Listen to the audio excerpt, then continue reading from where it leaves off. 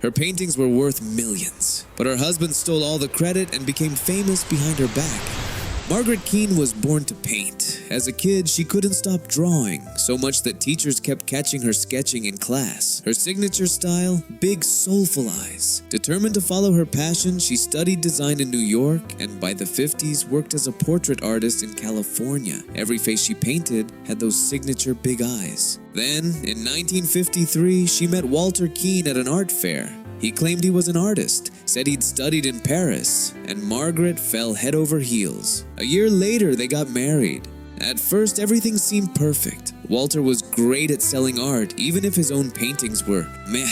But one day, he noticed something. Margaret's big-eye portraits were stealing the spotlight. And here's where it gets wild. People kept praising him for the paintings, and instead of correcting them, Walter just went with it. He didn't even tell Margaret. He straight up sold her art under his name using her married signature, Keane.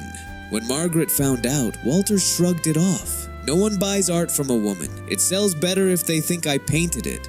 And sadly, that sexist logic made sense in the 50s. Margaret, exhausted and isolated, kept painting while Walter became the name in modern art. By 1960, Walter Keane was world famous. Celebrities bought his paintings, prints were everywhere. But here's the thing, Walter didn't paint anything. He was running an art empire built on Margaret's talent. While the world praised him, Margaret was basically a prisoner, locked in a room for hours, painting like a machine to feed his success. Eventually, she snapped. In 1965, she left him and moved to Hawaii. Walter didn't care. He had stockpiled years' worth of her paintings. But Margaret, she was done being silent. In 1970, during a radio interview, she dropped a bombshell. I'm the real artist behind the big eye paintings. The world went nuts. Walter denied everything, of course, so Margaret sued him.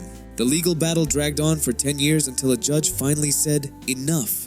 Let's settle this with a paint-off. 2 easels, 2 blank canvases. One simple challenge. Paint a big-eye portrait. Margaret, done in under an hour. Walter refused to paint, claiming shoulder pain. Yeah, sure, Walter. The truth was out. Margaret had always been the real artist. Walter Keane, just a fraud with a big ego. How many other stories like this are still hidden?